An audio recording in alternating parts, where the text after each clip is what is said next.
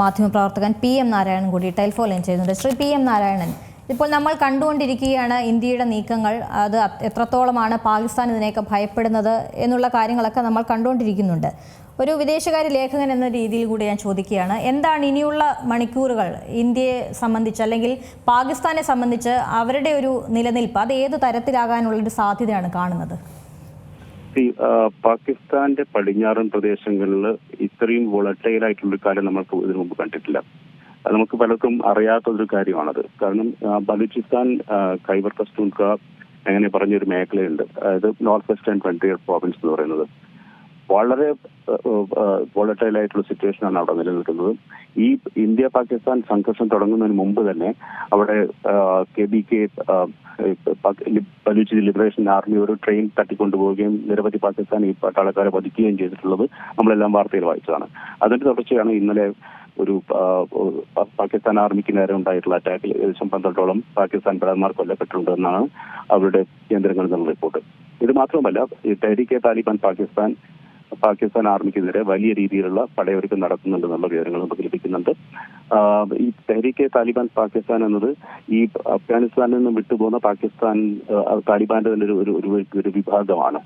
അതായത് ഇന്ത്യൻ ആർമിക്ക് പാകിസ്ഥാൻ ആർമിക്കുള്ളതിനേക്കാൾ കൂടുതൽ ശത്രുത ഈ TTP പാകിസ്ഥാൻ ആർമിക്ക് എതിരെയുണ്ട്. അതിൽ നമുക്ക് കുറെ കാലമായിട്ടുള്ളതാണ്. പക്ഷേ ഇന്ത്യൻ മാധ്യമങ്ങളൊന്നും അങ്ങനെ റിപ്പോർട്ട് ചെയ്യാറുണ്ടായിരുന്നില്ല. അതുകൊണ്ട് നമുക്ക് പലർക്കും അറിയാതിരുന്നത്.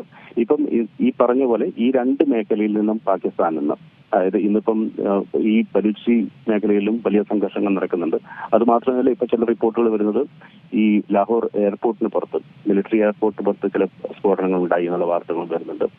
അത് പക്ഷേ ഇന്ത്യ ഈയുടെ ഭാഗത്തുനിന്നുണ്ടാവുള്ള നീക്കമാകാനുള്ള സാധ്യതയില്ല. കാരണം ഇന്ത്യ വളരെ സ്പെസിഫിക് ആയിട്ട് പറഞ്ഞിട്ടുണ്ട്. ഇന്നലെ തന്നെ വാർത്താ സമ്മേളനത്തിൽ പറഞ്ഞാണ് നോൺ എസ്കലേറ്ററി ആയിട്ടുള്ള ഒരു റിറ്റാലിയേഷനാണ് ഇന്ത്യയുടെ ഭാഗത്തുനിന്നുണ്ടായത്. അത് ഭീകരവാദ കേന്ദ്രങ്ങൾക്ക് എതിരെ മാത്രമാണ്, മറ്റ് സിവിലിയൻ അല്ലെങ്കിൽ മിലിറ്ററി എസ്റ്റാബ്ലിഷ്മെന്റിനെതിരെ അല്ല എന്നുള്ളത് ഇന്ത്യ വളരെ വ്യക്തമായിട്ടുണ്ട്. അതുകൊണ്ട് തന്നെ ഇത് ഒരു പക്ഷേ പാകിസ്ഥാനിലെ ഇന്റേണൽ സ്ട്രഗിളിന്റെ ഭാഗമായിട്ടുള്ള ചില സംഘർഷങ്ങളാവാം ഇവിടങ്ങളിലെല്ലാം രൂപപ്പെട്ടു വരുന്നത്.